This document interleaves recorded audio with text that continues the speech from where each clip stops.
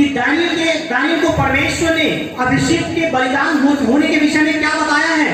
वो जानते थे कि यशायाह को परमेश्वर ने कुंवारी के जन्म के विषय में बताया है, कुंवारी एक बेटे को जन्म देगी उसके विषय में बताया है। लेकिन इत्तेफाक उनको जब मसीहा का जन्म होता है उनको इसकी कोई जानकारी नहीं हुई। मेरे प्रियो, अगर आप एक पॉलिटिशियन हैं, अगर आप एक बहुत बड़े ज्ञानी हैं, अगर आप एक फिलोसोफर हैं, तो मसीह के जन्म की जो खुशी है शायद उसका आभास आप नहीं कर पाएंगे। इसलिए परमेश्वर ने अपनी खुशी के संदेश को उन फिलोसोफर लोगों के पास नहीं भेजा, उन राजनेताओं के पास नहीं भेजा, उन शास्त्रियों के पास नहीं भेजा, बल्कि उस खुशी के संदेश को गणितज्ञों के पास भेज दिया, जो साधारण लोग थे, जो उस घटना को समझ सकते थे, जो उसकी खुशी का आभास कर सकते थे। उनसे कहा, डरो मत, तुम बहुत डरिए, डर डर कर जीवन जीते हो, एक वक्त की रोटी के डरते हो, अपने मालिकों से डरते हो, हर प्रकार का डर तुम्हारे जीवन में है। लेकिन आज तुम्हारे लिए खुशी की बात है, और वो ये है कि आज के दिन तुम्हारे लिए एक उद्धारकर्ता का जन्म हो चुका है। मैं सोचता हूं, हो सकता है चरवाहे दिन भर की थकान से आग के किनारे ठंड के समय में बैठे हुए होंगे। अरे आज मैंने बहुत काम किया है, आज मैं बहुत थक चुका हूं, आज मेरी भेड़ों ने मुझे बहुत परेशान किया था, अरे मैं नहीं चाहता, फरिश्तों ने यही बताया होगा, मैं उस संदेश के विषय में ज्यादा ध्यान नहीं दूंगा।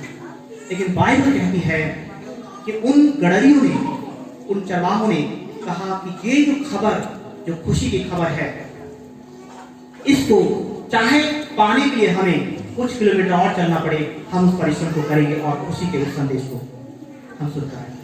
मेरे प्रियो, इसलिए आपको मैं बताना चाहता हूं, क्यों परमेश्वर ने राजा महाराजों को इसका संदेश नहीं दिया।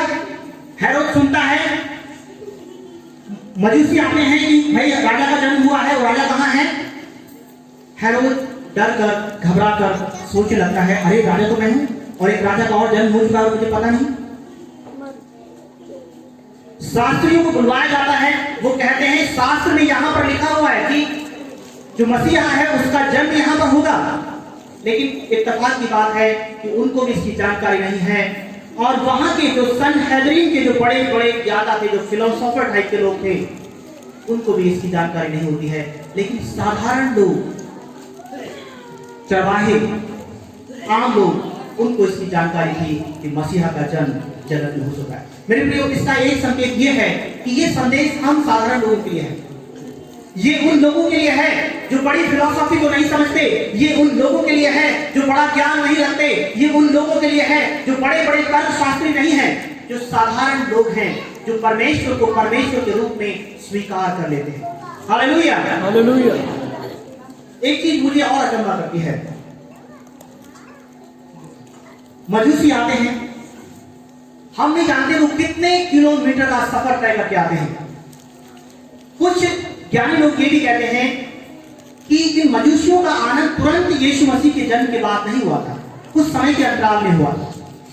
क्योंकि हेरोद ने जब बच्चों को मारने का आदेश दिया था तो बच्चे सिर्फ 1 महीने 2 महीने के नहीं थे।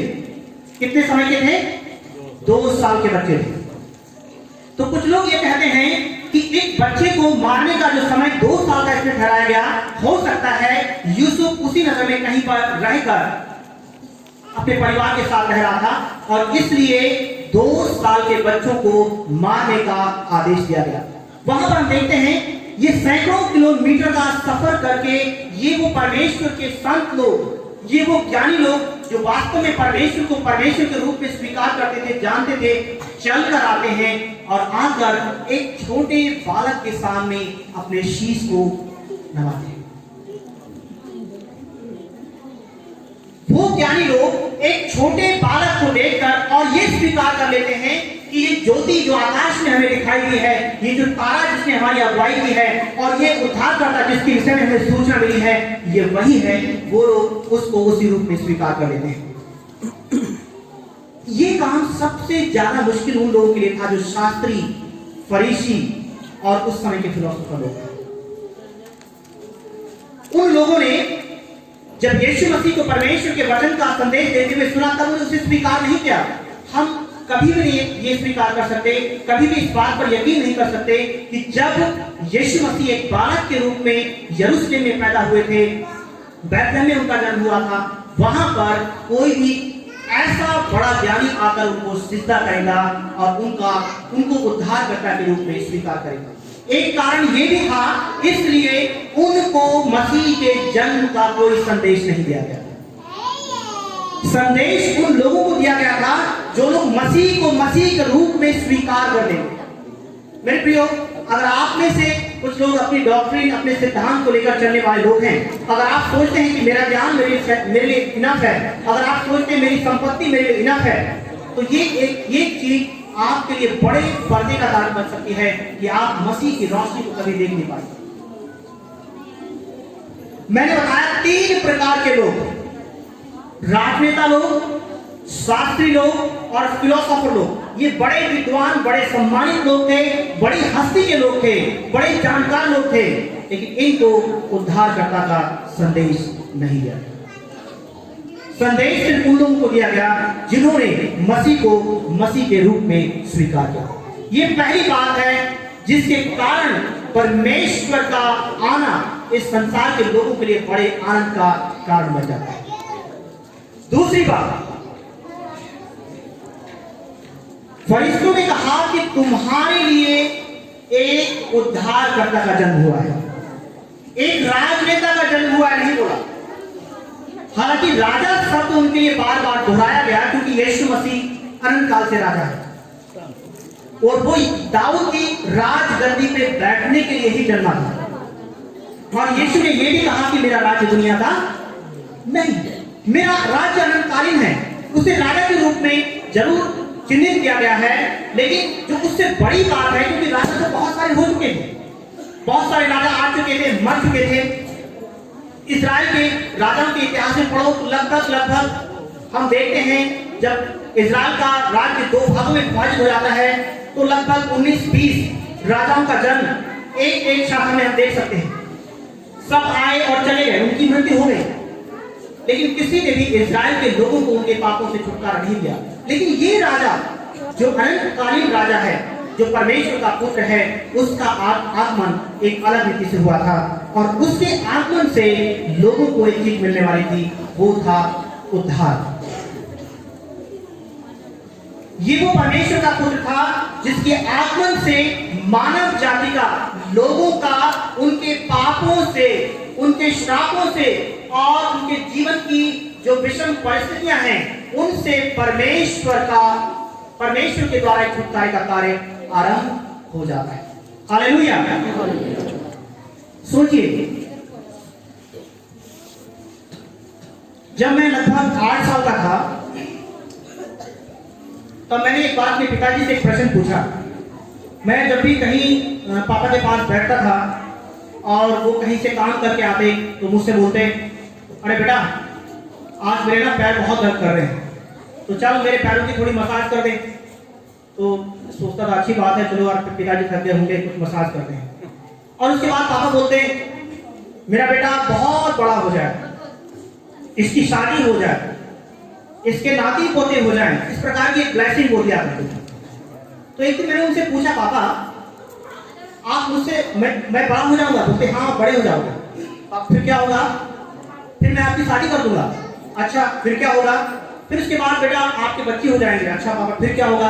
फिर मैं बहुत बूढ़ा हो जाऊंगा। और फिर वो बोलती, मैं बोला पापा फिर क्या होगा?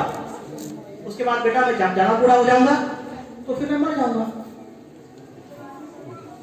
और जब वो इस बात को बोलते थे कि मेरी मौत हो जाएगी, तब मैं बहुत रोता था। मुझे आज भी याद है, मेरी उम्र बहुत कम थी, लगभग 7-8 साल का मैं होगा। तो मैं अक्सर रोने लगता था और मैं पापा से बोलता था, पापा आप नहीं मरना, आप मर जाओगे तो हमें खाना कौन देगा? आप मर जाओगे तो हमारी देखरेख कौन करेगा? हमें कभी यकीन ही नहीं था कि हम बड़े हो जाएंगे और अपनी परवरिश को खुद कर सकेंगे। जब हम बच्चे थे तो बच्चों जैसी सोच। मेरे प्रियो, मैं क्या कहना चाहता हूं, मैं अक्सर इस बात को पापा से पूछता था कि पापा मौत क्यों आती है, लोग क्यों मरते हैं, क्यों हम हमेशा जिंदा नहीं रह सकते? ऐसी क्या बात हो गई है कि जिसके कारण हम जी नहीं सकते? आप मुझे बताओ, हम क्या करें जिससे कि हम अनंत काल के लिए और हमेशा के लिए जीवित रहें? मेरे प्रियो, मेरे पापा कहते थे, बेटा जीवन का विधान यही है, जो पैदा हुआ है वो मर जाएगा। लेकिन वो इसके विशेष कारण को, वास्तविक कारण को नहीं जानते थे कि मौत का आना संसार में कैसे हुआ है। और यही वो चीज थी जिस मौत ने इंसानों पर शासन किया था, उन पर बीमारियां लेकर आई थी, उन पर श्राप लेकर आई थी, उनको गुलामी में रखा था और उनके जीवन का विनाश और सत्यानाश कर दिया था। उसके अंत करने के लिए इस उद्धारकर्ता का जन्म हुआ था। Hallelujah, hallelujah.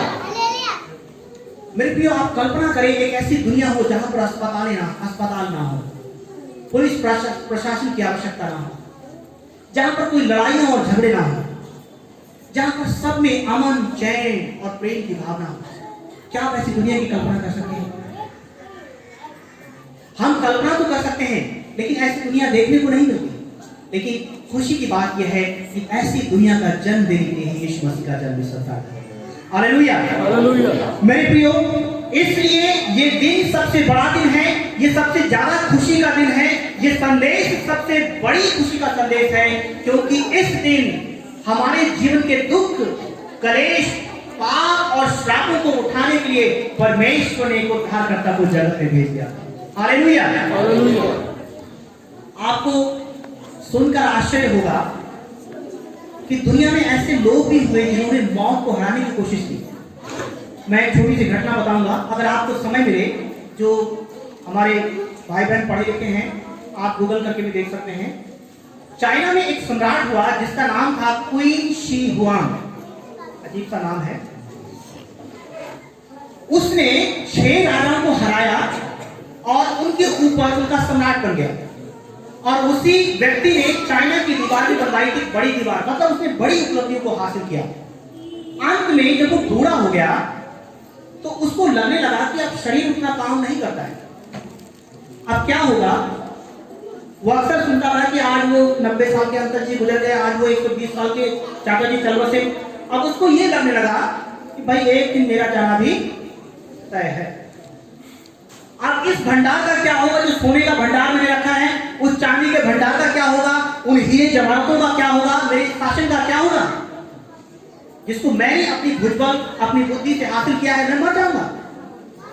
यकीन माने, उसने अपने समय के विद्वान लोगों को बुलवाया और उनसे पता किया कि क्या किया जाए, और उसने मृत्यु को हराने का एक प्लान बनाया। तो ये मिथ्य घटना भी है, लेकिन आप जब उसको डिटेल में पढ़ेंगे तो आप पाएंगे एक ताराकोटा करके एक आर्मी, एक जमीन में खुदान करके एक बड़ी सेना को पाया गया। उसने उस सेना को बनाया था। किसी ने कहा था कि जब तेरी मौत होगी और तेरे सैनिकों की मौत होगी तो तू मरेगा, तेरे प्राण इस जो एक स्टैचू है, एक जो मूर्ति है, उसमें आ जाएंगे। और उसके बाद क्या होगा, मृत्यु पूरब की ओर से आती है तो तू पश्चिम की ओर से उसको अटैक कर देना, या उसके पीछे से तू उसको अटैक करके और उसको हरा सकता है। उसका ये कहना था, मैंने सबको हराया है और मैं मौत से हारना नहीं चाहता। मौत एक बड़ी धोखेबाज है और मैं उसको हराकर विजयी होना चाहता हूं। लेकिन इतिहास कहता है कुछ दिन के बाद उसने बड़े प्रयास किए, बहुत सारे लोगों को भेजा, अमरता की जड़ी बूटियों को उसने खोजा। एक शब्द उसमें यूज किया गया, अलाइजर, एक ऐसा पानी, एक ऐसा अमृत जिसको उसने खोजने का भरकस प्रयास किया, जिसको पीकर मैं अमर हो जाऊंगा। लेकिन इतिहास कहता है कि वो राजा यात्रा के दौरान एक दिन मर जाता है। मेरे प्रियो, इंसान ने अपना पूरा प्रयास किया, पूरा संघर्ष किया है, लेकिन मौत, प्राप और श्राप से कभी वो छुटकारा प्राप्त नहीं कर पाया। इसलिए बैथलेहम में जिस उद्धारकर्ता का जन्म हुआ था, वो इन सब चीजों के समाधान के लिए हमारे और आपके लिए संसार में आया।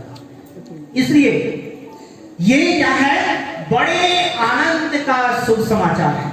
किसका है? बड़े आनंद, छोटे आनंद का सुसमाचार नहीं है, बड़े आनंद का समाचार है।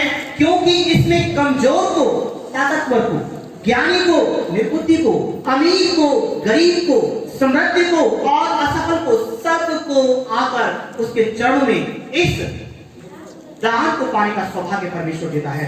उसको बेटे और बेटियां बनने का वो सौभाग्य देता है। इसलिए इसका संदेश हमारे लिए और जगत के लिए सबसे बड़ा संदेश है। और एक अंतिम बात मैं आपको बताना चाहूंगा। ये समाचार इसलिए महत्वपूर्ण है क्योंकि ये पुनः निर्माण का संदेश है। Hallelujah, hallelujah. आदम ने पाप करके, हमारे पूर्वजों ने, हमारे आदि माता पिता ने पाप करके परमेश्वर की सारी आशीषों को खो दिया था, उस स्वरूप को खो दिया था, उस आशीष को खो दिया था जो आशीष परमेश्वर ने उनके बनाते समय उनके लिए रखी थी, उसको खो दिया था और गुलामी में, श्राप में, पाप में अपने जीवन को व्यतीत कर रहे थे। और उनकी बुराई के कारण, उनके अनाज्ञाकारिता के कारण परमेश्वर ने उनको अपने उस वाटिका से, उस सुंदर बगीचे से जिसमें परमेश्वर ने उनको रखा था, उनको निकालकर बाहर कर दिया था। मेरे प्रियो, यीशु मसीह का आना हमारे लिए वापस परमेश्वर से मिलन कराने का एक संदेश है। ये प्रभु यीशु मसीह के आगमन से क्या होता है, जो लोग अदन की वाटिका से बाहर निकल गए थे, जो परमेश्वर से दूर चले गए थे, जिन्होंने छवि को खो दिया था, उन लोगों के लिए दोबारा से पुनः उस छवि को प्राप्त करने का और पुनः उस अदन की वाटिका में लौटने का एक सौभाग्य है। इसलिए ये संदेश हमारे और आपके लिए सबसे बड़ा संदेश है। Hallelujah, hallelujah. प्रकाशित वाक्य की पुस्तक कहती है, जितने लोग जयवंत होंगे। सचिन सर ने कहा कि बड़ा मुश्किल होता है कोई हमें तमाचा मार दे। बाइबल कभी नहीं कहती कि तुम अपने शत्रुओं को मारो, लेकिन बाइबल ये जरूर कहती है कि तुम अपने क्रोध को कूट कूट के मारो। Hallelujah, hallelujah. जब तुम्हें क्रोध आता है, क्रोध को मारने का प्रयास करो। जब तुम्हें किसी प्रकार से क्रोध दिलाया जाता है या तुम्हारे साथ कोई अपरिचित घटना होती है, उस घटना का समाधान करने का प्रयास करो, मानव जाति को नष्ट करने का प्रयास करो। और बाइबल कहती है जो जयवंत होगी वो परमेश्वर के नगर में फिर से लौटेगा। Hallelujah, hallelujah. मेरे प्रियो, इसलिए तीन विशेष बातें जो मैंने क्रिसमस का संदेश दरअसल बहुत बड़ा संदेश है। मैं सोचता हूं कि अगर हम इसमें बोले तो घंटों बोल सकते हैं। इसलिए आज मैं तीन ही बातें आपके सामने रखना चाहूंगा। पहला, ये संदेश क्यों ज्यादा महत्वपूर्ण है, क्योंकि इसकी प्रतीक्षा हजारों सालों से की जा रही है। कई पीढ़ियां बीत चुकी थी, इब्राहिम के समय से लेकर 42 पीढ़ियां बीत चुकी थी। अगर आप लूका रचित सुसमाचार 3 अध्याय पढ़ेंगे तो वहां पर आप आदम से लेकर मसीहा तक की वंशावली को पढ़ेंगे। बड़ी वंशावली है, सैकड़ों लोगों की वंशावली है। बहुत सारे लोग दुनिया में आकर चले गए थे और मसीहा का आना नहीं हुआ। इसलिए ये सबसे बड़ा संदेश है क्योंकि इसकी प्रतीक्षा हजारों साल से की जा रही थी। दूसरी बात, ये बड़ा संदेश इसलिए है, ये इसलिए सुसमाचार है क्योंकि इस दिन हमारे उद्धार के कार्य को परमेश्वर ने जगत में आरंभ किया था और उस कार्य को पूरा किया था। और तीसरी बात, ये इसलिए बड़े आनंद का संदेश है क्योंकि मसीह के आने के बाद हमें अपने घर को, अपने पिता परमेश्वर के उस नगर में, उस अनंतकालीन में, कालीन जीवन में वापस लौटने का सौभाग्य भी हमें मिलता है। मेरे प्रियो, इसलिए मैं आपसे कहना चाहूंगा, ये क्रिसमस आपके लिए संदेश मात्र का क्रिसमस नहीं होना चाहिए। ये क्रिसमस आपके लिए वो क्रिसमस होना चाहिए जिसमें मसीह का जन्म आपके जीवन में हो जाए, आपके विचारों में हो जाए, आपके घर में हो जाए, आपके बिजनेस में हो जाए। जो कुछ भी करते हैं हर चीज में आपको मसीह की छवि दिखाई देनी चाहिए। तब आप परमेश्वर के उस वास्तविक संदेश को, उस वास्तविक खुशी का आभास कर पाएंगे। अंतिम एक उदाहरण देकर मैं अपने संदेश को समाप्त करना चाहूंगा। आज से लगभग 3-4 साल पहले मैं हरियाणा में रहकर प्रभु की सेवकाई कर रहा था। जैसा कि हमारे सचिन सर ने बताया, मैं ऑफिस में काम करता था, लेकिन मेरी अक्सर जिज्ञासा थी कि मैं फील्ड में जाकर लोगों से मिलूं और उनको शुभ समाचार दूं। इसलिए मैंने निर्णय लिया कि मैं चर्च प्लांटिंग के लिए पास्टर के रूप में काम करूंगा। और कुछ समय 2 महीने हो गए, तीसरा महीना चल रहा है, मैं फील्ड में आ गया हूँ और काम कर रहा हूँ। मैं हरियाणा में, हमारा एक प्रोजेक्ट था जिसको लेकर हैंडपंप, शुद्ध पानी के नलकूप लगाया करते थे और उसके लिए हरियाणा में जगह जगह जाना हुआ करता था। एक दिन मैं किसी स्लम के एरिया से गुजर रहा था और उस स्लम के पास में बहुत सारी झोपड़ियां बनी हुई थी, छोटी छोटी झोपड़ियां। सूरज छुप रहा था और हम देखते हैं कि सूरज की रोशनी बिल्कुल लाल जैसी हो जाती है, ऐसा समय था, हल्का अंधेरा हल्की रोशनी। उस समय मैंने क्या देखा, एक झुग्गी झोपड़ियों में जो स्लम है उनके ऊपर एक झोपड़ी है और उसके ऊपर एक छोटा सा घास का क्रूस बना हुआ है।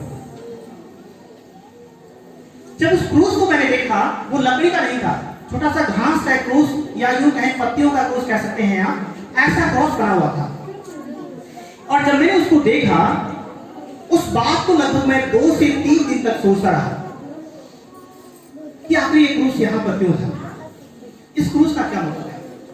और मेरे प्रियो, निष्कर्ष में मैं ये समझ पाया कि यीशु मसीह एक राजा है, इसमें कोई दो राय नहीं, इसमें कोई झूठी बात नहीं है, लेकिन वो ऐसा राजा है, वो गरीब के घर का भी राजा है और वो अमीर के घर का भी राजा है। एक झोपड़ी वाला व्यक्ति, एक स्लम में रहने वाला व्यक्ति, मैं नहीं जानता कि वो कूड़ा इकट्ठा करता है, गत्ते और प्लास्टिक की चीजें बिन बिन कर लाता है और उनको बेचकर अपना पेट भरता है। उसने हो सकता है कभी अपने जीवन के महत्व को इतना ज्यादा नहीं सोचा होगा। वो रोज खड्डा खोदता है, रोज पानी पीता है, ऐसा व्यक्ति है। आखिर उसने अपने उस छोटी सी झोपड़ी के ऊपर, जो घास फूस की झोपड़ी है जिसमें वो रहता है, उसके ऊपर क्रॉस क्यों बनाया है? मैं इस बात को काफी समय तक सोचता था। मेरे प्रियो, मुझे इस घटना ने एक ही बात सिखाई कि मसीह वास्तव में हम सबका परमेश्वर है। उसके लिए अमीर, गरीब, उसके लिए झोपड़ी वाले और महल वाले सब समान है। इसलिए जो कोई उसको उद्धारकर्ता के रूप में स्वीकार करता है, वो उसके घर का स्वामी बन जाता है। मेरे प्रियो, आज इस छोटे से संदेश द्वारा मैं यही कहना चाहता हूं कि होने दे ये क्रिसमस का सीजन, ये क्रिसमस का आज का जो दिन है, ये जो दिसंबर का महीना है, इस महीने में आपने बहुत सारे संदेश सुने होंगे, लेकिन ये दिन आपके लिए एक ऐसा दिन हो जिस दिन आप मसीह को अपने जीवन में एक उद्धारकर्ता के रूप में उसका जन्म होते हुए देख सकें। Hallelujah, hallelujah. इसलिए प्रयास करें, जब भी आप बाइबल पढ़ते हैं, जब भी आप प्रार्थना करते हैं, जब भी आप चर्च आते हैं, जब भी आप परमेश्वर के राज्य में शामिल होते हैं, आपके जीवन का एक प्रयास होना चाहिए कि ये जो बड़े आनंद का संदेश है, ये आपके जीवन का संदेश बन जाए। ये जो मसीह का आगमन है, ये जो मसीह का जन्म है, ये जन्म आपके जीवन में भी होना चाहिए, वरना आपके जीवन में क्रिसमस का कोई महत्व नहीं है। इसलिए मेरी प्रार्थना है कि प्रभु हम सबको अनुग्रह दे, प्रभु हम सबको सामर्थ्य दे कि हम उसके उस जन्म का आभास कर पाएं, उसके उस आगमन की खुशी को अपने जीवन में धारण कर सकें और उसके उस आनंद के संदेश को लेकर आगे बढ़ सकें और उसके नाम की महिमा कर सकें। प्रभु आप सबको इस संदेश के द्वारा बहुत से आशीष और अनुग्रह प्रदान करें। Thank you so much.